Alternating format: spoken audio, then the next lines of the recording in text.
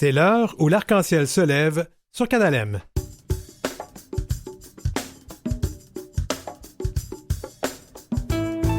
Fermeture de l'emblématique magasin Archambault dans le village à Montréal, cet important lieu de rassemblement pour nos communautés et pas seulement les communautés queer de Montréal, mais partout au Québec et au Canada.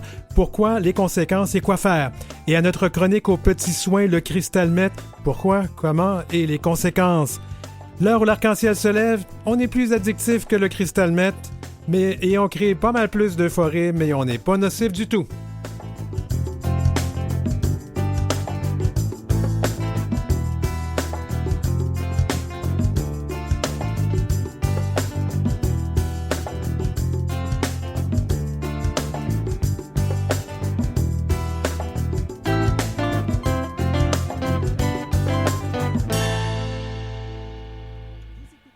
L'heure où l'arc-en-ciel se lève, avec Denis Martin Chabot. Bienvenue tout le monde à l'heure où l'arc-en-ciel se lève. Nous consacrons une grande partie de cette émission et balado-diffusion à un événement très montréalais, j'en conviens, mais c'est un sujet qui revêt une importance qui dépasse les limites municipales de Montréal. Le magasin de musique Archambault va fermer sa succursale emblématique du village à Montréal et c'est une grosse perte. Ce magasin a été longtemps un point d'ancrage pour l'Est, cette espèce de centre-ville-Est qui est devenu le village. Et le village a perdu bien des bannières et des commerces depuis quelque temps et peine à se relever de la pandémie. Signe des temps, la fin des quartiers queer, comme on le voit ailleurs dans le monde, le village est quand même et toujours un point de ralliement, de rassemblement de nos communautés du LGBTQIA+. On y vient de partout au Québec, on y vient du Canada et même du monde. Alors nous aurons plusieurs entrevues au cours de cette émission et commençons un peu par l'histoire. François Lompré est un passionné de l'histoire. Il est à l'atelier d'histoire de Repentigny et son champ d'intérêt est Edmond Archambault, le fondateur de la chaîne du même nom. Bienvenue à l'heure où l'arc-en-ciel se lève, Monsieur Lompré. Bien, bonjour à vous. Bonjour. Alors, commençons par le début, là. Parlez-nous un peu de qui était donc Edmond Archambault. Edmond Archambault est venu au monde en 1870 à Saint-Paul-Ermite, situé à l'est de Montréal, si vous voulez. Il fit ses études au Collège L'Assomption, collège fondé en 1840 par Jean-Baptiste Meyer, entre autres. C'est une institution très reconnue à l'époque. Il va étudier 3 ans et il va devenir professeur de piano en 1895. En 1896, il va débuter très modestement son commerce qui va ne cesser de progresser. Qu'est-ce que va faire Edmond Archambault? Qu'est-ce qu'il va initier? C'est de jumeler les instruments de musique avec les partitions de musique. Avant, on pouvait acheter des instruments de musique et aller à un autre endroit chercher des partitions. Et lui, il va réunir ça sous un même toit. Ça va lui permettre de pouvoir devenir pratiquement le vendeur de partitions de musique et d'instruments de musique. Il va aussi, deux événements vont faire en sorte qu'il va venir s'installer, sa maison privée, si vous voulez, à Saint-Paul-Ermite. En 1904, on va créer une ligne de chemin de fer qui va relier l'est de Montréal à Joliette, un exemple, passant par Saint-Paul-Ermite, le village de naissance d'Edmond, et qui va permettre, le pont va avoir des passerelles accrochées après lui pour permettre le passage des voitures hippomobiles et automobiles. Donc, Edmond Archambault va venir s'établir dans son village d'origine en y faisant construire ce qu'on appelle encore aujourd'hui le château Archambault. Il va pour établir les plans de son château, référer à Raoul Gariepi. Raoul Gariepi, c'est peut-être à l'époque l'architecte le plus connu de Montréal. Il va construire le Rialto, un théâtre encore qui existe, les bains publics de Montréal. C'est l'architecte le plus en vue et il va créer la résidence d'Edmond Archambault à Saint-Paul-Ermite. Est-ce que c'est à dire Edmond, que M. Archambault était donc une personne déjà assez fortunée, là? je vous dirais qu'il a été, oui, oui, oui, ici, en tous les cas, là, à Repentigny, aujourd'hui, c'est le premier millionnaire que nous avons eu, si vous voulez. Il y avait un automobile, fait que les gens voyaient passer Edmond Archambault en automobile. Tout le monde savait que c'était Edmond Archambault. Des automobiles, il n'y en avait pratiquement pas ici, là. Puis même en 1930, là, des automobiles, il n'y en a pas partout. Puis c'est pas toutes les automobiles qui peuvent passer de Montréal à Saint-Paul-Ermite. C'est vraiment le premier millionnaire du coin. Il a fait aussi un petit peu fortune, puis là, je voudrais qu'on soit très clair. À l'époque, c'est quelque chose qui est légal. C'est pas illégal. Il vendait des pianos à tempérament, donc à crédit, avec je sais pas moi, 10 paiements de 10 je ne sais pas. Et dans le contrat était stipulé une clause que si l'acheteur ne payait pas ou oubliait de payer un paiement mensuel, on saisissait le piano et on pouvait le revendre. Et ça a un intérêt financier parce que le même piano pouvait être vendu 3, 4, 5, 6 fois. On a eu aussi le crash de 1929, fait que les gens n'étaient plus capables de payer le piano. Donc, puis il y avait des pianos pratiquement dans chaque famille. Fait que les pianos se revendaient, se rachetaient. Donc, on pouvait faire beaucoup de sous avec le même piano, si vous voulez. Ça lui a aidé. Est-ce Après, que... Oui, si oui, vous voulez des questions plus oui, oui, j'allais vous interrompre là. Est-ce qu'on peut dire qu'Edmond Archambault, c'était un homme d'affaires ou un musicien? moi, je vais dire, au point de départ, c'est un musicien, c'est sûr, mais au fil des ans, il a développé une culture il a développé une culture d'homme d'affaires, puis c'est un petit peu normal aussi. Il n'y a rien de méchant dans qu'est-ce que je vous dis, sauf que ça lui a aidé quand même faire plus de sous, si vous voulez, là. Puis si jamais vous passez par Saint-Paul-Ermite, aujourd'hui, ben, excusez, pas Saint-Paul-Ermite, mais l'ancien Saint-Paul-Ermite qui est aujourd'hui Repentigny, je pourrais vous faire visiter le château, sa maison, sa résidence principale, qui a toujours été ici. Je pourrais vous montrer un des premiers entrepôts où il a entreposé ses pianos à partir de 1920, 25, 30, avant la création du magasin.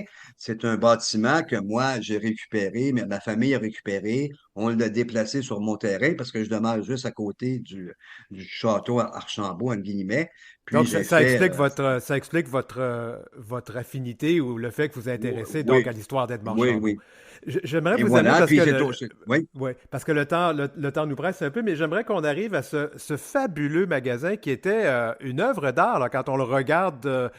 Parfois, il faut rendre le temps de le regarder parce que de nos jours, on ne voit plus ces beautés à Montréal, mais c'est une œuvre d'art, le magasin Oui, Archambault au coin de Berry et Sainte-Catherine. Là.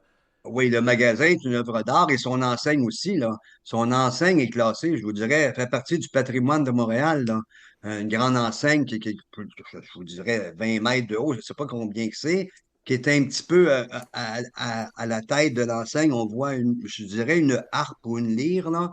C'est quelque chose qu'aujourd'hui, quand Québécois a acheté Archambault, on a pris l'enseigne qui était entreposée, je ne sais pas où, à Montréal, qui était après dépérir, et on l'a replacée à son endroit d'origine, c'est-à-dire à la façade du magasin Archambault.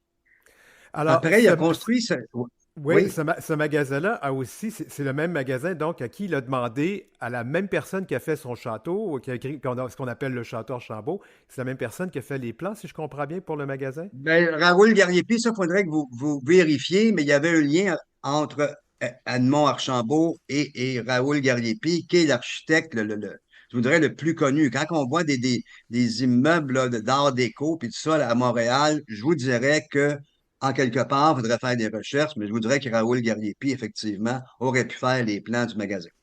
OK, c'est Puis pas certain encore. le magasin va être construit environ en 1930. D'accord. Après, des petites anecdotes que je peux vous dire sur lui, puis si vous avez des questions plus précises, on va y revenir. Il va faire un voyage autour du monde en 1922. Écoutez, là, quelqu'un qui fait un voyage autour du monde en 1922, il n'y en a pas beaucoup, je vous dirais, là. Puis, il va être créé chevalier du Saint-Sépulcre par le patriarche de Jérusalem. Donc, c'est un homme là, qui va être connu pratiquement là, mondialement. Là. Tu sais, Archambault Musique, à l'époque, là, c'est connu en Europe, c'est connu aux États-Unis, sûrement, j'en suis persuadé. C'est vraiment quelqu'un d'avant-gardiste, là. Il a Après, il va été. devenir, puis ça, c'est le fun aussi, en 1940, Oui. il va créer, c'est un mécène aussi, il va créer les prix Archambault pour reconnaître le mérite des musiciens, si vous voulez. En 1940, les prix Archambault, je dirais je dirais pas que ça existe encore, mais ça a perduré beaucoup dans le temps. Il va décéder en 1947, en été 1947, et il va se faire construire un mausolée dans le cimetière de Saint-Paul-Ermite. Vous savez, il y a deux mausolées, puis un des deux, appartient à la famille Edmond-Archambault. Edmond-Archambault n'a jamais eu de progéniture parce que c'est un. Là, si vous voulez le couper au montage, vous le couperez, puis c'est correct, mais c'est juste On ne pour vous coupera pas, on ne expliquer. coupera pas. Allez-y. Non, non, je sais de C'est ce dont vous allez parler. Allez-y, oui. c'est juste pour expliquer le manque d'histoire sur Edmond Archambault aussi. Edmond Archambault est gay. Donc, c'est pour Mais, ça mais, qu'il mais- vient. mais juste, Pas juste que qu'il comme, vient. ouais, juste Oui. qu'on dise, nous, dans notre émission, on fait pas de hâting, mais disons que c'est pas quelque chose qui est documenté historiquement, mais plusieurs personnes le disent, c'est ça, hein? Plusieurs personnes le disent, puis moi, je vous dirais que dans le village ici, là, les personnes les plus âgées qui l'ont connu le savaient tous, là, mais ça, j'ai pas de preuve écrite, là. Il y a personne qui a écrit je suis gay, là. Non, Mais puis son orientation sexuelle. oui, on a parlé quand même des gens de sa descendance, puis ils ne sont pas du tout mal à l'aise que ce soit mentionné, alors je peux vous le dire, là. Bon, OK, il l'est, puis ça, il va. Qu'est-ce que ça va faire un petit peu pour le village de Saint-Paul-Ermite? Ça va faire en sorte que, euh, puis là, je vous le dis dans mes mots, mais on pourrait le mettre dans des mots un petit peu plus d'époque. Ça fait en sorte que il va acheter son ciel, si vous voulez, entre guillemets. Il va devenir très, très près de la religion, si vous voulez, et va laisser à sa mort son fameux château, qui est sa résidence privée, à une communauté religieuse qui va en faire un dispensaire, si vous voulez, une maison pour des soins de longue durée à l'époque. Il va laisser ça à une communauté religieuse et un autre de ces maisons, parce que ça, j'ai oublié de vous le dire, mais on y reviendra, c'est parce que ça a une petite importance. Il va laisser l'autre maison qui lui appartient à une communauté religieuse encore, qui va faire une maternité avec ça. Puis ça va permettre aux maires, dans les années entre 1950 et 1960 à Repentigny, de mettre au monde leur enfant dans une maison qui a été donnée, léguée par Edmond Archambault aussi. Fait que c'est Alors, quelqu'un, c'est un mécène, allons-y pour un mécène, et c'est surtout quelqu'un qui a, qui a- qui a été très près de la religion à cause de son orientation sexuelle. Ça, c'est donc, quelque chose. Aujourd'hui, on dirait qu'Edmond Archambault est gay, puis ça serait in, ça serait au goût du ouais. jour. Mais à l'époque, c'était très mal vu, je vous dirais. Ben, en Peut-être tout cas, même pas accepté, mais on pourra dire qu'il y avait quand même une certaine prémonition de d'établir son magasin à l'entrée de ce qu'on appelle maintenant le village. François Lompré, c'est tout le temps qu'on a. Merci beaucoup d'avoir participé à l'émission L'heure où l'arc-en-ciel se lève.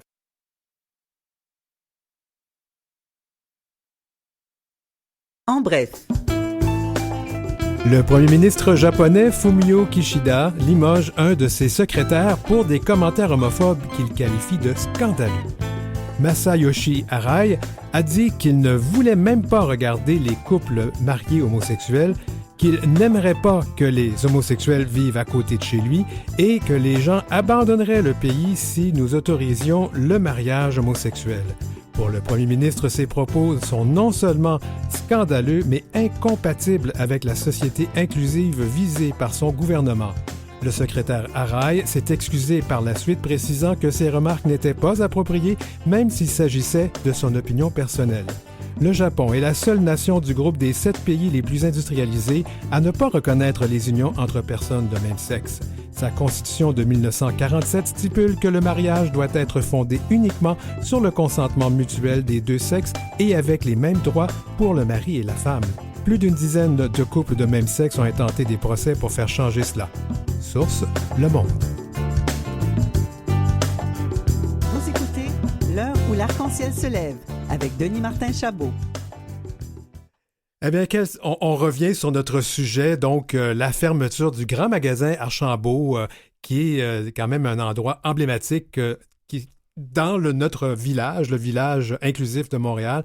On reçoit donc la directrice générale de la Société de développement commercial du village, Gabrielle Rondy. Gabrielle, je veux juste vérifier avec toi, c'est toujours le pronom et les accords féminins. Oui, c'est exact. Alors, comment tu as réagi? On vient d'apprendre que Edmond Archambault était gay. Ben écoute, je suis pas tellement surprise, là. Écoute, c'est le quartier parfait. J'espère qu'il en a profité. Mais oui, j'entends, puis t'as vérifié aussi, les gens qui l'ont connu peuvent confirmer. Donc, mais c'est un peu triste d'entendre, en fait, qu'on n'a pas tellement de patrimoine puis d'histoire sur cette personne-là qui a été très importante au niveau de la culture au Québec. Donc, c'est un peu décevant de savoir que cette personne-là a pas eu toute l'attention, on dirait, qu'elle aurait pu avoir. Ben nous, on l'a appris effectivement avec la personne férue d'histoire là, qui s'est intéressée à la question. Puis ce qui est vraiment triste, c'est parce qu'il se cachait, il se trouvait, parce qu'à l'époque, c'était pas accepté. Alors pour dire un peu l'anecdote que ce soit à l'entrée du village finalement que ce magasin. C'est parfait. Ouais. Tout est dans tout, comme on dit. Alors, écoute, Gabriel, je pense qu'il faut que je te lance là-dessus. Comment tu as réagi quand tu as appris la fermeture du magasin Archambault? Bien, c'est sûr que c'est une très grande tristesse pour le secteur, pour le commerce de détail, pour l'entrée du village, l'entrée ouest du village. C'est sûr que c'est très triste. C'est un commerce que tout le monde appréciait, que les étudiants de l'UQAM appréciaient, les résidents, pour aller acheter un cadeau pour une fête. Je veux dire, il y avait plein de choses variées dans cette entreprise-là qui pouvaient convenir à toutes sortes de différents publics. Après, on s'en doute que ça a dû être difficile pour ce genre d'établissement-là pendant la pandémie, pendant que les étudiants n'étaient pas là, pendant que les travailleurs de la place du Puy n'ont pas été là non plus pendant 2-3 ans. Donc, c'est sans grande surprise que ça a dû être très difficile économiquement de survivre à cette pandémie-là quand les personnes qui venaient le visiter n'étaient pas là pendant la pandémie. Là. Mais c'est pas le premier commerce à annoncer qu'il ferme. Il y a eu plusieurs autres commerces qui l'ont fait, mais celui-ci, je pense que c'est un peu plus grave parce que c'est un gros point d'ancrage pour le village. C'est un gros point d'ancrage avec la bannière aussi, tu sais, que Québécois a confirmé que l'affichage de Archambault va rester là quand même parce que ça a été classé patrimoine. Donc, puis moi, je ferais la grève. Je ferais la grève pour qu'ils gardent ça. Puis vous n'êtes pas seul, là. Plusieurs personnes, je pense, manifesteraient pour que ça reste là. Donc, tu sais, l'enseigne va rester là. Québécois a confirmé que ça allait rester là, mais oui, tu sais, c'est vraiment l'entrée ouest du village. C'est une référence, en fait, géographique aussi. Quand les gens arrivent, ils savent que quand ils voient le Archambault, ils savent quelle rue, tu sais, ça c'est exactement. Donc, c'est sûr que c'est très dommage pour le secteur de la fermeture de ce magasin-là. Comment t'estimes que seraient les conséquences de cette fermeture-là? Parce que c'est gros, là. Qu'est-ce que ça va avoir comme conséquence pour le village, là, qui a de la misère à se relever de la pandémie? Là, disons-le, c'est pas facile. Je sais que vous travaillez fort pour que les choses changent, là, mais c'est pas facile là, pour le village. Non, c'est pas facile. Puis ce secteur-là, en plus, vit plusieurs difficultés, en fait, parce qu'en face des Jardins Gamelin, en fait, à côté du Archambault, il y a 2 immeubles qui sont en attente d'être démolis pour faire place à un projet immobilier. Donc, ce secteur-là où est l'Archambault est vraiment en attente d'une transition qui tarde un peu à venir. Il y avait un projet que Mondev avait soumis il y a plusieurs années maintenant. Un complexe d'habitation. Exactement, Oui. qui donnerait vraiment en face des Jardins Gamelin, de la place Émilie-Gamelin. Donc, ce premier projet-là, ça fait des années là, que ça avait été soumis, finalement, est en train d'être revu. Mais là, les locataires qui étaient là ont été expulsés. Donc, il y a vraiment une espèce de mort commerciale en attente d'être ressuscité dans ce pâté de maisons-là. Donc, on a hâte, évidemment, que le projet immobilier se déploie. Comme ça, on ne sera plus dans une zone un peu morte. Mais c'est évident qu'on va espérer que le local où était le Archambault soit loué ou soit transformé pour pas que ça devienne un autre point mort, on va dire, puis que cette entrée-là du village ouest soit un peu laissée à elle-même, là, parce qu'avec les Jardins Gamelin qui sont en transformation aussi, bien évidemment, on souhaite revitaliser ce secteur-là. Il y a l'hôtel qui était l'hôtel des gouverneurs qui est devenu un magnifique Hayat où il y a eu plus de 25 millions d'investissements. Donc, c'est vraiment un secteur qui, en ce moment, qui est un peu déstructuré parce que oui, on a l'hôtel d'un côté où il y a eu beaucoup d'investissements. On a le parc où le partenariat du quartier des spectacles essaie chaque année de faire différents projets pour faciliter, améliorer la cohabitation, puis vraiment offrir un terrain de jeu, mais tu sais, pour toutes les clientèles. Puis du côté sud, on a l'Archambault qui ferme et 2 petits pâtés de maison qui sont en attente d'être démolis. Donc, il y a vraiment, c'est déstructuré en ce moment dans ce coin-là. La direction d'Archambault, quand l'annonce a été faite, a parlé d'un laboratoire de mixité urbaine, se référant donc au Jardin Gamelin. On entend ici la présence importante de l'itinérance. Puis j'aimerais bien qu'on s'entende là-dessus. Moi, je ne parlerai pas du problème de l'itinérance. Le problème, c'est plutôt un effet. Il y a le problème que les gens se retrouvent en itinérance. La présence de consommateurs et de dealers de drogue. En fait, même quand je lisais dans les journaux que les Hells Angels se sont comme retirés parce que c'est hors de contrôle. Oui. C'est un facteur aggravant. Là. Comment vous gérez ce genre de situation? Je sais que vous n'êtes pas la police, mais vous, en tant qu'organisme Ouais, s'occupe puis de c'est commerce. pas là. la Société de développement commercial qui gère le parc Émilie-Gamelin, c'est le partenariat du quartier des spectacles. Mais vous Mais subissez tout ça, là. ben oui, évidemment, là, c'est parce que s'il y a une clientèle qui est là, ben évidemment, elle se promène dans le territoire. C'est pas des clientèles qui sont statiques, mais ils se promènent. Il faut dire aussi, l'hôtel, il y a aussi des demandeurs d'asile aussi qui sont dans ce secteur-là. Donc, il y a vraiment un mix de clientèle qui peut être très problématique puis dangereux, en fait, parce que c'est toutes des populations qui sont vulnérables, qui se retrouvent à un même endroit où, là, bien évidemment, les trafiquants et les vendeurs en profitent parce que c'est des populations super vulnérables qui sont là. Donc, c'est évident qu'on travaille avec nos partenaires, avec le partenaire du quartier des spectacles, la ville, les 2 postes de quartier qui sont dans le village pour essayer d'adoucir ça. Quand ils parlent d'un laboratoire... De mixité urbaine. Ben, je l'entends bien, puis oui, on a des membres, évidemment, qui pensent ça du côté de la SDC, mais vous le savez mieux que moi, du haut de mes 36 ans sur cette terre, mais le centre-sud a toujours été un endroit où il y a eu de la pauvreté, où il y a eu des personnes itinérantes, marginalisées.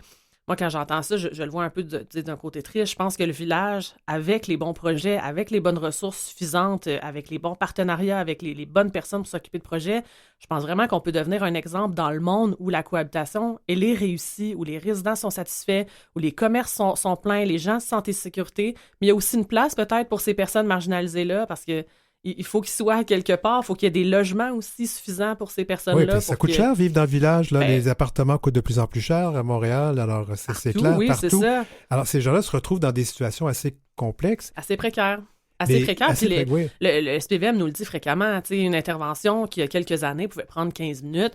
Ben maintenant, prend peut-être 1 heure ou 2 heures parce que les cas sont tellement complexes. C'est des cas lourds de santé mentale, c'est des problématiques de consommation. Donc, une personne, elle a différentes couches, on va dire, de problèmes associés à cette personne-là. Donc, chaque intervention est vraiment complexe parce que, ben c'est ça, les personnes sont de plus en plus affectées par différentes problématiques. Puis on le voit aussi avec, la montée du coût de la vie, ben je pense qu'il y a des personnes, évidemment, sans grande surprise, pour qui ça ne va pas aller en s'améliorant. Fait que nous, on demande au gouvernement du Québec d'être plus présent sur le terrain, de venir voir concrètement comment ça se passe dans le village.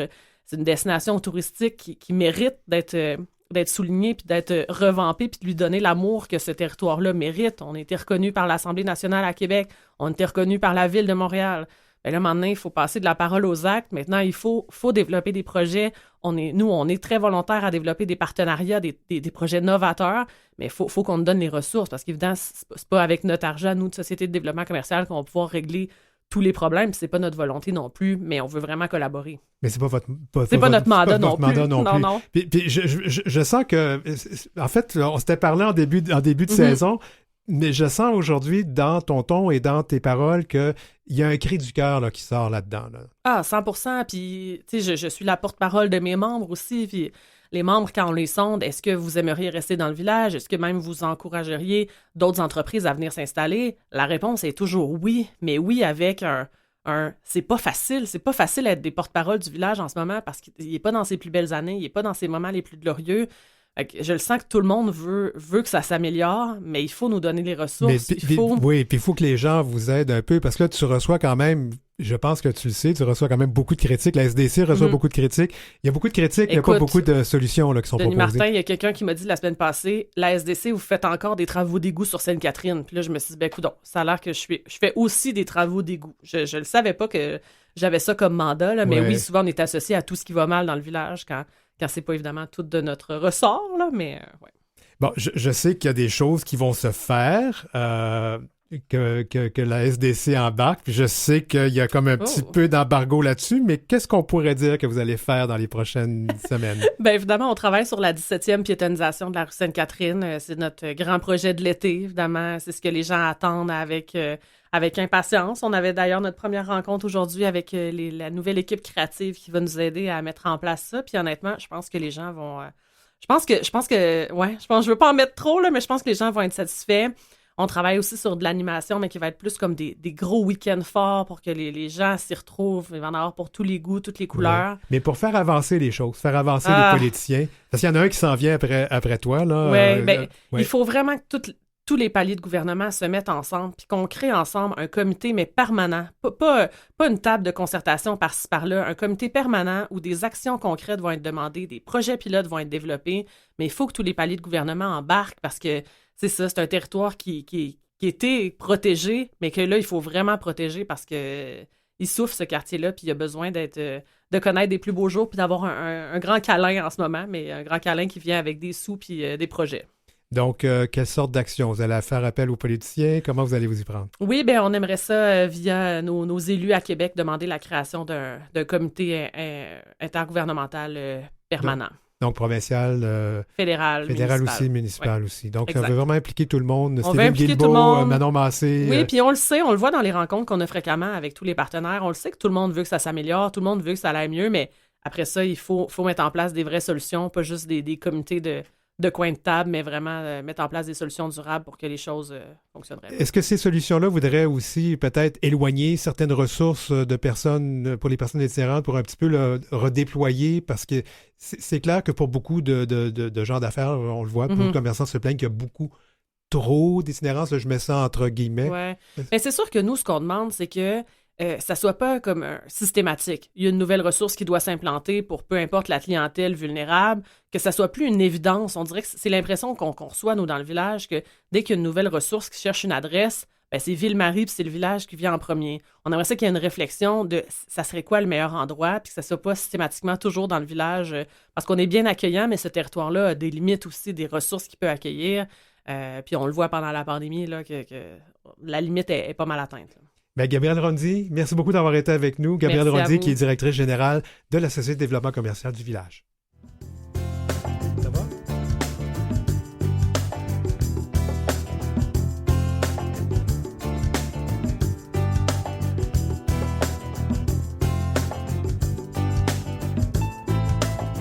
Alors, dans la deuxième partie de l'émission, nous allons parler avec Robert Baudry, qui est conseiller de la Ville de Montréal pour l'arrondissement de Ville-Marie, pour répondre donc à nos questions sur l'avenir du village après le départ du magasin Archambault. On va aussi parler du Cristal Met, la chronique aux petits soins. Et je vous rappelle que n'oubliez pas de nous écrire si vous voulez remporter un T-shirt gracieuseté de lgbtvoyage.ca. Envoyez votre nom et numéro de téléphone à heureciel en un seul mot, @outlook.com. On se retrouve après la pause.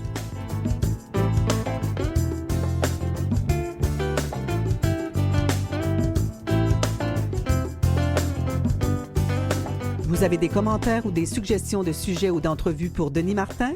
Contactez-le à heureciel@outlook.com. C'est heureciel en un seul mot et en minuscule @outlook.com.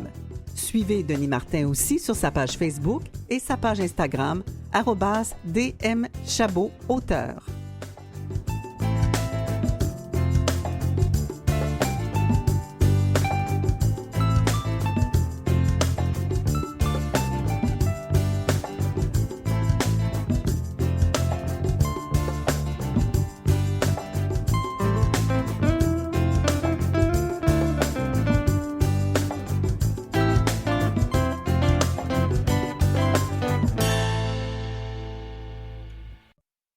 De retour, à l'heure où l'arc-en-ciel se lève, à Canalem.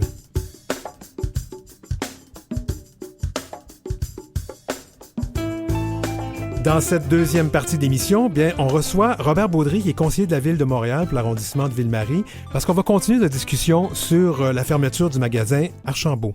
Et on termine avec la chronique aux petits soins avec Gengis Grenier. Il sera question de Cristal Met.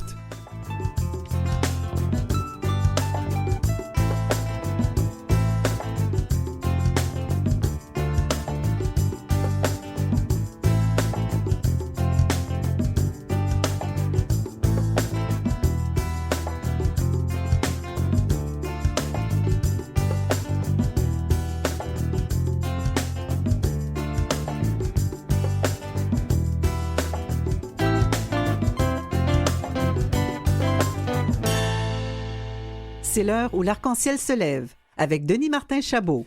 Eh bien, on retourne sur cette nouvelle qui nous a frappé il y a 2 semaines, la fermeture du magasin Archambault, le magasin emblématique de la chaîne Archambault qui se trouve au centre-ville de Montréal, à l'entrée du village, donc sur Sainte-Catherine au coin de Berry. Et on a pensé à inviter Robert Baudry, qui est conseiller municipal de la Ville de Montréal pour l'arrondissement de Ville-Marie, où se trouve le village. Alors, Robert, bienvenue à l'émission L'heure où l'arc-en-ciel se lève. C'est un plaisir d'être ici. Merci de l'invitation. Alors, on a une tradition ici, on demande toujours à nos invités quel pronom et quel accord on utilise. Donc, il et lui. Parfait. Ben, d'abord, Robert, comment avez-vous réagi quand vous avez entendu la nouvelle, quand c'est tombé que Archambault fermait les portes de ce super magasin? Ben, je pense un peu comme tout le monde, surtout que je l'ai appris par une dépêche médiatique, donc ça a été un choc. On n'avait pas été mis au courant par le propriétaire, il n'y avait pas eu d'appel qui avait été fait avant. Il faut savoir que nos bureaux à l'arrondissement de Ville-Marie sont juste à côté.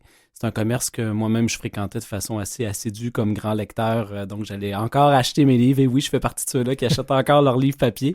Donc j'y étais 2 semaines avant, je pense. Puis ben, bien évidemment, là, ça nous a bousculé parce que au-delà du commerce, de la bannière qui a pris de l'ampleur puis maintenant qui appartient à Renaud-Bré, c'est un peu l'identité de ce commerce-là, ce bâtiment avec cette enseigne qu'on a travaillé à sauvegarder quand il y a eu le déménagement dans l'autre partie. Donc, que Archambault part, ben, c'est un peu une partie de l'histoire de ce lieu-là, malgré le fait que l'enseigne, elle restera et le bâtiment restera. Mais bien évidemment, là, c'est je pense, un grand deuil pour tout le monde. Bon, il y a beaucoup de choses qui se sont dites, notamment de la part de la direction, qui dit, ben écoute, nous, on part là, parce qu'on n'est plus capable de gérer non plus, bon, entre autres problèmes, parce que je pense qu'il y avait d'autres problèmes qui allaient là, mais il parlait des Jardins Gamelin, de ce laboratoire de mixité urbaine qu'ils ont utilisé. Je pense qu'on parle de consommation et de drogue dans cet endroit, dans ce secteur-là. Comment vous réagissez comme municipalité quand vous entendez ça? Ben, un peu difficilement, parce que le terme laboratoire urbain, c'est comme s'il y avait une volonté de tester des choses dans un secteur en particulier, ce qui est très loin de la réalité. Moi, j'ai travaillé 15 ans dans le domaine de l'itinérance avant de faire de la politique. C'est d'ailleurs ce qui m'a amené en politique. J'étais dans le secteur du village. Je travaillais à la réduction des ITSS. Je travaillais à la réduction de la consommation. Donc, j'ai fait du ramassage même de seringues dans le secteur. Ça a toujours été un secteur qui a été difficile, avec des populations très vulnérables et des gens qui profitent de ces populations vulnérables-là. Quand on dit « je quitte en raison d'un laboratoire de mixité sociale », je pense que c'est occulter pas mal d'autres enjeux qui touchent le commerce de détail actuellement. Parce que juste à côté, on peut voir, il y a des petits cafés comme La Graine Brûlée, que c'est plein le midi, qui sont dans le même milieu, puis qui arrivent quand même à sortir l'épingle du jeu, malgré le fait que c'est pas facile, c'est pas un secteur qui est évident.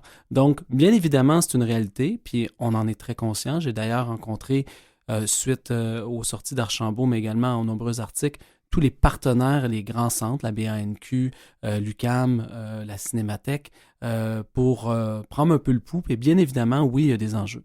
Et la cohabitation sociale est devenue encore plus difficile suite à la pandémie parce que ben, la précarité est devenue plus complexe, la pauvreté aussi est devenue plus présente. Le type de consommation de drogue aussi a changé au fil des ans, ce qui fait en sorte des fois, on exacerbe les enjeux de santé mentale.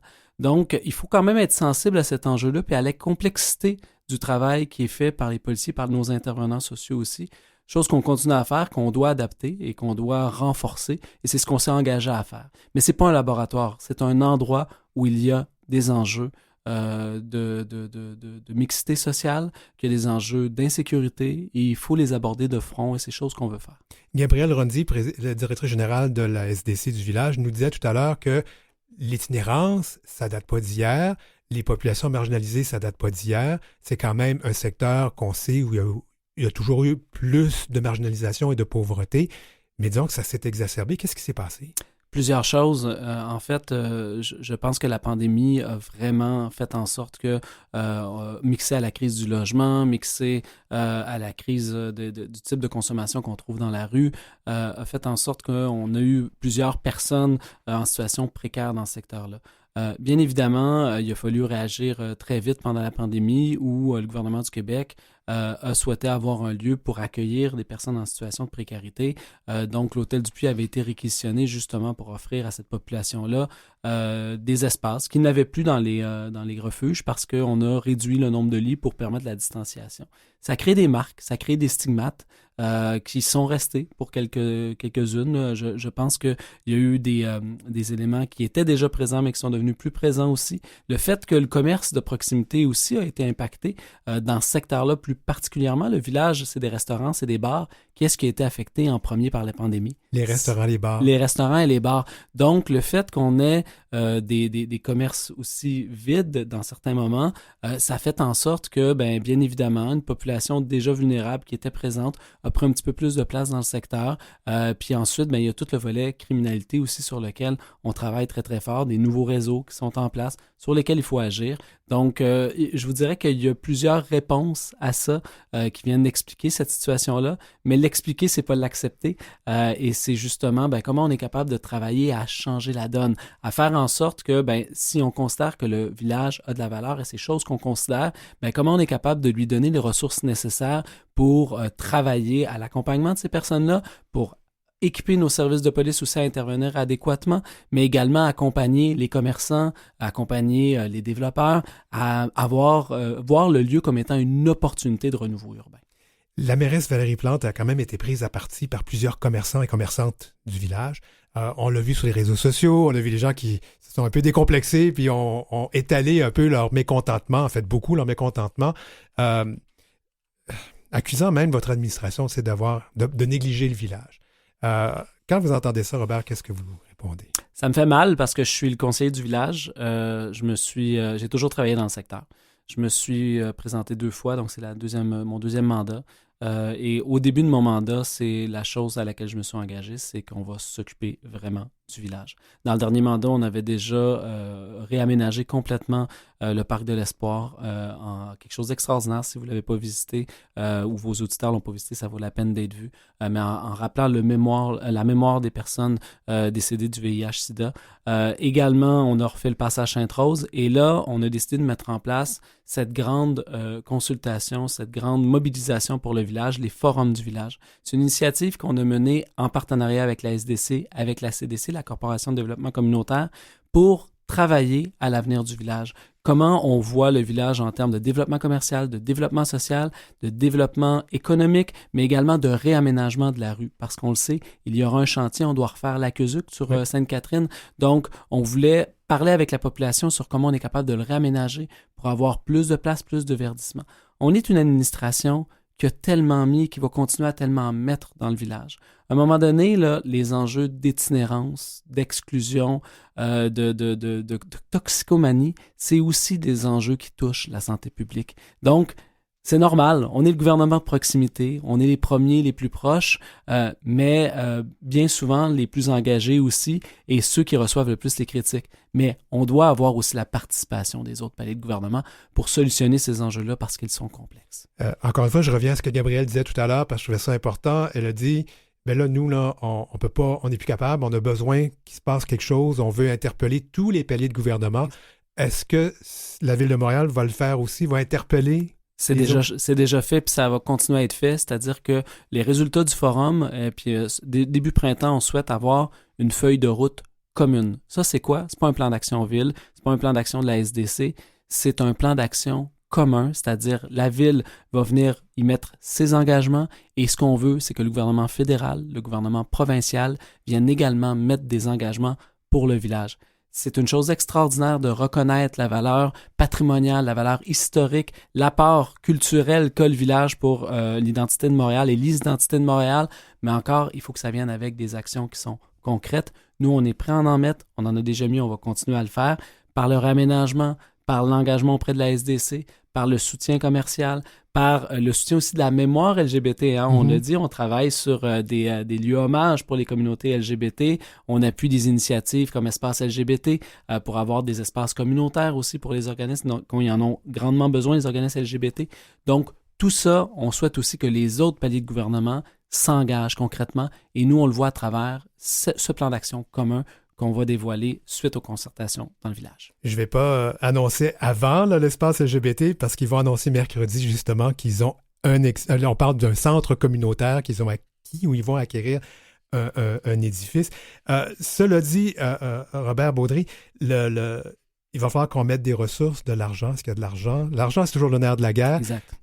Et puis, est-ce que l'itinérance, la marginalisation, est-ce que ça peut se gérer? Est-ce qu'il y a des solutions là, qui se mettent devant nous? Il y a des solutions pour l'itinérance. C'est pas seulement la Ville de Montréal qui s'en occupe. Parce que la Ville de Montréal a déjà investi des sommes d'argent, par exemple, pour nos équipes émisses. Parce qu'on veut traiter l'enjeu de l'itinérance de façon humaine, en accompagnant les personnes, en les dirigeant vers les ressources. Donc, on a déployé une équipe d'intervenants sociaux et ça s'était jamais fait avant, de la Ville de Montréal, donc des intervenants que nous, on embauche, qui sont employés de ville, qui s'en vont sur le terrain pour intervenir dans des secteurs comme le village. Et des interventions, on en a fait plus de 10 000 l'année dernière. Donc, le travail est fait. Par contre, l'enjeu après, c'est les ressources du réseau de la santé. Parce que l'itinérance, c'est un enjeu, avant d'être un enjeu de sécurité publique, c'est un enjeu de santé publique. Comment on est capable de prendre soin de ces personnes-là? Bien, ça passe par l'investissement dans des ressources qui sont adaptées pour des gens qui ont des graves problématiques de consommation ou de santé mentale. Pourquoi les gens qui ont les plus grandes problématiques sont dans l'espace public? Parce que les ressources à l'intérieur n'ont pas les moyens de les avoir à l'intérieur. Donc, les gens sont laissés eux-mêmes dans l'espace public. Le réseau de la santé a une responsabilité là-dessus. Ensuite, l'habitation. Financer adéquatement le logement social et communautaire. Ça fait des années qu'on le réclame, où il y a un sous-financement du logement social et communautaire. La Ville achète comme jamais des terrains. Il nous faut l'apport des autres paliers de gouvernement pour construire. Donc, ça passe aussi par des investissements concrets de la sorte pour solutionner l'itinérance. Je vais déborder un petit peu cette entrevue sur le temps prévu, mais je trouve que c'est important d'en parler. Le village a été longtemps, dans mon temps à moi, c'est un lieu où on allait se rencontrer. Exact. Maintenant, les gens ont les applications sur les téléphones. Et le village, c'est plein de bars, mais les gens se rencontrent peut-être moins dans les bars. Est-ce qu'il y aurait à un moment donné un changement qui pourrait se faire au niveau commercial et au niveau de vocation, d'avoir peut-être d'autres sortes de commerces? Bien, c'est demandé, parce que la population aussi qui habite le village, parce qu'on pense à la population de destination. Les gens qui viennent expérimenter, les gens qui viennent vivre leur identité dans le village, c'est un passage quand même assez important pour plusieurs personnes. Mais après, il y a aussi les résidents du village, les gens qui y habitent au quotidien, et ils demandent d'avoir une dynamique commerciale aussi renouvelée. On a une opportunité. Il y a des nouveaux commerces qui sont arrivés, qui offrent justement des épiceries spécialisées, des types d'offres commerciales qui répondent à une population locale. Donc, bien évidemment, mais ce qu'il ne faut pas qu'on perde, c'est l'entrepreneuriat LGBT. Parce que ça, c'est une identité forte aussi. On ne veut pas que ce soit juste des bannières complètement mercantiles avec uniquement le drapeau LGBT qui fait dire, bien sûr, nous sommes dans le village. Non, on veut aussi un développement du milieu des affaires LGBT qui puisse aussi expérimenter le commerce. Et ça, on a modifié la réglementation pour permettre l'occupation transitoire, par exemple, pour des petites startups qui voudraient commencer quelque chose dans le village. Donc, c'est des nouveautés qui sont là. On a des fonds disponibles à la Ville de Montréal pour les accompagner. Donc, bien évidemment, nous, c'est un peu la vision qu'on a pour l'avenir du village. Robert Baudry, merci beaucoup d'avoir été avec nous. Merci à vous. Notes et anecdotes. En 1841, une première loi canadienne contre le crime abominable de la sodomie condamne à la peine capitale toute personne reconnue coupable avec preuve de pénétration qui s'engage dans cette pratique. En 1869, la loi est amendée. Au lieu de la peine de mort, on impose une peine d'emprisonnement d'au moins 2 ans.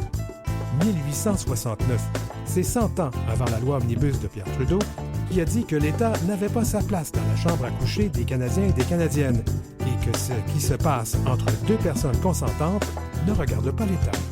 Mais entre-temps, la sodomie devient un crime contre les mœurs et la tranquillité publique, ça c'est en 1886, et en 1896, un crime de grossière indécence.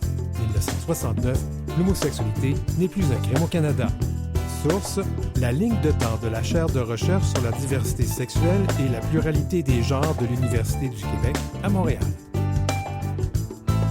Vous écoutez L'heure où l'arc-en-ciel se lève avec Denis Martin Chabot. Et c'est l'heure de la chronique aux petits soins avec notre infirmier en résidence. Je ne sais pas si on peut dire ça dans une émission de radio. Gengis Grenier, salut! Comment ça va aujourd'hui? Ah, ça va bien, toi. Écoute, on vient de passer 3 entrevues où on parle du village et une grande problématique dans le village qui a été soulignée avec la fermeture du magasin Archambault. C'était la consommation de drogue qui se fait juste de l'autre côté, là, au Jardin Gamelin. Puis on retrouve là, j'imagine, du cristal meth et c'est le sujet de C'est ta le chronique. sujet d'aujourd'hui, Denis Martin. J'ai été faire mes mises à jour selon les dernières études qui sont sorties. Ma foi, les chiffres sont évidents. Ils parlent beaucoup. On a un problème qui est très bien installé à Montréal. On dit que Montréal est déjà la 4e métropole, la plus grande consommatrice de cristal meth. On le voit autour de nous, dans notre communauté, que ce soit des anciens amis, des anciens collègues de travail, du monde qui sont plus ou moins proches de nous. Ça fait partie de notre quotidien, puis on n'en parle pas assez. C'est pas du tout discuté, mais pourtant, c'est la réalité que moi, je fais face comme infirmier LGBT pour ma communauté. Oui, justement, parlons-en du cristal meth que les gens peuvent appeler de la tea, de la tina. Je sais pas s'il y a d'autres noms, là. Je pense, Crystal Meth, Tina, je pense que c'est les grands mots pour qualifier la drogue en question. Si je m'appelais Tina Turner, j'aimerais peut-être pas ça, mais en tout cas, ça, c'est autre chose. Écoute, on va d'abord faire, parce que je sais pas si tout le monde sait, c'est quoi du Crystal Meth? Crystal Meth, c'est une drogue de synthèse qui appartient à la même famille que le speed, l'ecstasy un petit peu aussi, l'Adderall, le Ritalin, sauf que c'est une drogue de synthèse, c'est fait plus puissant. C'est une méthamphétamine, c'est une drogue qui est beaucoup plus puissante que ses concurrentes, disons ça comme ça. C'est quelqu'un qui consomme du Crystal Meth, dépendamment de la façon qu'il va le consommer. L'effet est qualifié par des participants à des études comme étant un buzz à 50 sur 10 ou un buzz de cocaïne qui dure plus de 24 heures au lieu de quelques... Aïe, aïe. Ouais, non, c'est très, très fort, très addictif. Justement, comment ça se consomme? Ça se consomme, ça peut se fumer. Ça peut s'injecter. Rendu là, les qualificatifs nommés pour les injections, c'est le slam ou le slamming, si je me trompe pas. On peut également l'ingérer. Puis là, j'étais curieux, est-ce qu'on peut avaler ça? Mais apparemment, oui. Puis, il y a surtout aussi l'insertion au niveau du rectum, l'effet thérapeutique. En fait, l'effet de buzz va s'échelonner sur des périodes allant plus de 10 heures. Et je connais le terme pour ça, c'est booty bump. Ah, ça, je le savais pas. Merci de m'en apprendre. J'ai fait de la recherche, moi aussi. Et je dis bien de la recherche sur Internet. Là, c'est bien. Oui. Non, j'ai aucun doute sur tes sources. Tu as commencé à répondre, là, mais pourquoi c'est si populaire que ça? Et surtout dans nos communautés LGBT. Là. Populaire, moi, je pensais que c'était moins que ça. T'sais, on regarde les études au début des années 2000. On était capable de relever que 8% des ARSA, des hommes qui ont des rapports sexuels avec des hommes, en avaient déjà consommé ou en consommaient. Écoute, là, c'est 31% de la communauté. Un tiers, pratiquement. Un tiers ouais. confirme en avoir déjà pris dans les 6 derniers mois. Alors, ce qu'on sait pas, c'est la fréquence. Santé Canada qualifie le buzz comme euphorique intense avec dépendance addictive. La drogue de synthèse est faite pour qu'elle te donne le meilleur buzz de ta vie, puis que tu veuilles aussi en reconsommer dès le lendemain. Le sevrage à ça, pour une personne qui en a seulement pris une fois, peut passer d'une nuit blanche complète à vomir avec transpiration, juste le fait de résister de s'en procurer d'autres. Et le fait qu'il soit populaire, c'est que j'ai regardé les prix que Santé Canada disait avoir relevés. 100 mg revient entre 10 et 20 $ quand on peut quand même se procurer 1 gramme pour 60 $, ce qui en fait une drogue beaucoup plus abordable là, que ses concurrentes. Là, je pose une question. Mais 1 gramme, ça veut dire combien de buzz qu'on peut faire avec ça? Selon la façon de s'ingérer et l'accoutumance et oui, c'est vrai. Parce que Parce que plus on consomme, plus on est résistant. Plus on est résistant, plus il nous en faut plus. J'ai enterré des patients là, d'overdose là, à plus d'une reprise là, comme infirmier. Là.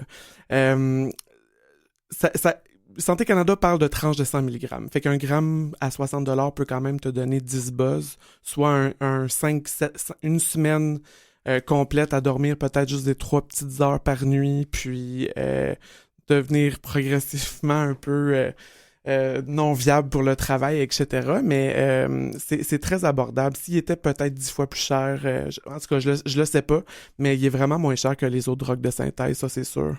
Donc, la semaine dernière, j'avais une chronique en toute fluidité avec Marie-Claude Joannis, puis on a parlé du chemsex. Et une des drogues qui est associée au chemsex, c'est le crystal meth. En fait, oui, c'est le plus... visiblement, c'est le plus populaire.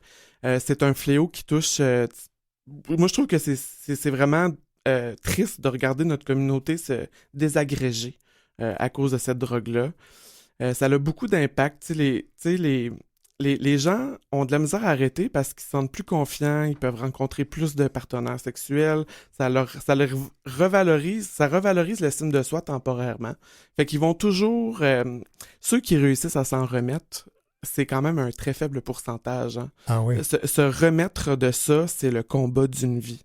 C'est quelque chose de très difficile. Là. Les symptômes physiques C'est assez puissant, puis c'est tellement rendu populaire que là, populaire, c'est triste de dire une chose comme ça, il y a plusieurs organismes communautaires qui vont remettre, mettons, du matériel pour faire la réduction des méfaits, soit remettre des pipes ou des aiguilles stériles à des gens. Ils en ont remis, Cactus, l'année dernière, en a remis plus de 12 000. Oh. C'était 10 000 de plus, si je me trompe pas, que l'année précédente, si mon souvenir de la lecture est encore bonne. Fait que c'est là pour rester. Quand on regarde les autres villes américaines, ils sont déjà dévastés par ça. Il y a certains pays, leur ministère de la Santé parle d'une génération complètement anéantie par cette drogue-là. Puis les recours qu'on a, c'est quoi? Ça serait de rendre encore plus illégal le crystal meth? Ça serait quoi pour essayer de sevrer? Il n'y a aucun traitement qui peut pallier à ça. C'est pas comme un traitement de substitution qu'on peut donner pour des narcotiques. Là, c'est une drogue tellement forte qu'elle n'a pas son antidote. Wow. C'est quoi les conséquences de quelqu'un qui consomme? Il y a le moment euphorique, mais on sait qu'il y a des conséquences. C'est quoi les conséquences? Pour une consommation faible à modérée, si la personne peut quand même passer un bon 3 jours sans dormir, on va parler là, d'irritation majeure, dysfonction au travail. Dans mes cliniques avec ma clientèle... Excuse-moi, irritation majeure, on parle d'une irritation? Non, l'irritation, tu sais, comme son tempérament. Là, on devient irritable. Oui. On devient terriblement irritable. Un peu parano par bout. Là. Un peu parano. Il peut y avoir des éléments psychotiques qui peuvent s'installer. Puis, chez de la clientèle, j'ai vu de l'insuffisance rénale. Il faut comprendre qu'on est tellement euphorique qu'on pense pas à s'hydrater, on pense pas à boire. Fait que les gens se déshydratent, surtout quand tu as 50 partenaires sexuels en quelques jours. Oui, parce que c'est ça, au niveau sexuel, ça augmente la performance. Ouais, ça augmente la performance, ça augmente parce qu'on a tellement plus confiance en soi, on rencontre plus, les gens rencontrent plus, ils en veulent plus. Mais avoir des rapports sexuels, Denis Martin, c'est très... ça brûle beaucoup de calories, c'est du sport en soi. Donc, si on se déshydrate un peu, les reins peuvent en souffrir un petit peu. Okay. Puis, des psychoses, j'ai vu ça à quelques reprises, mes anciens collègues aussi. Mais c'est quelque chose qui va falloir que la santé publique intervienne ou on laisse ça aller. Il y a des questions quand même fondamentales à se demander par rapport à ça. Comment ça qu'on est devenu un 4e supposément joueur sur les grandes villes de notre grand continent. Moi, je sais pas pour toi, mais moi, j'ai perdu des amis, j'ai perdu des gens que j'aimais là-dedans.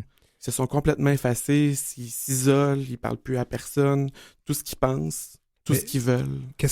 Comment on peut sortir? Tu te dis que c'est quelque chose qui n'a pas d'antidote, mais comment on peut sortir? Est-ce qu'il y a des organismes, est-ce qu'il y a des façons d'aider? Oui, il y a quand même de l'espoir. Là. Je suis un petit peu pessimiste. Là, c'est parce que je me disais, oui, là, tu as 1 minute pour être dans l'espoir. Là. OK, j'ai 1 minute pour être dans l'espoir. Écoute, Denis Martin, il faut une bonne volonté. Il faut avoir un peu atteint le fond du baril aussi, je crois. Il y a Réseau qui offre des ateliers de soutien. Il y a Crystal Meth Anonyme qui existe, qui est encore du réseau de soutien où que les gens peuvent comme se supporter les uns les autres. Il y a Interligne, Urgence Dépendance et j'en passe. Quelqu'un qui veut s'aider, qui veut faire une thérapie fermée ou qui veut aller dans des groupes de soutien ou aller vraiment très loin pour se faire soigner, régler la question de la dépendance, peut le faire. Il a besoin de l'amour de sa famille, l'amour de ses amis, puis une bonne dose de motivation. Mais l'amour de sa famille, c'est pas toujours là. C'est pas toujours le cas. Mais tu sais, la famille, des fois, ça peut être les amis. On choisit des fois notre famille. Choisit. Oui, la famille choisit. Oui. Mais la motivation aussi, c'est quelque chose... Moi aussi, j'ai connu des personnes qui sont parties là-dedans. Un des symptômes que je voyais, moi, physiquement, c'était aussi l'état des dents. Ça joue, surtout, je pense, quand ils fument.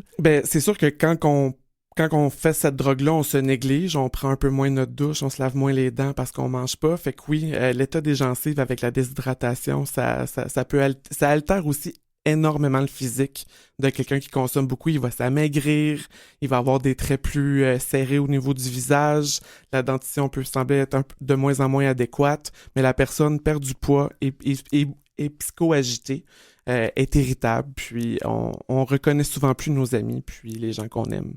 Jess Grenier, merci beaucoup d'avoir été avec nous. Puis on va se le dire, ça prend en fait aussi pas de jugement quand on s'occupe de personnes ou quand on connaît quelqu'un, c'est de l'envoyer vers les bonnes ressources. Le plus important, c'est d'en parler. Et d'en parler. Merci beaucoup.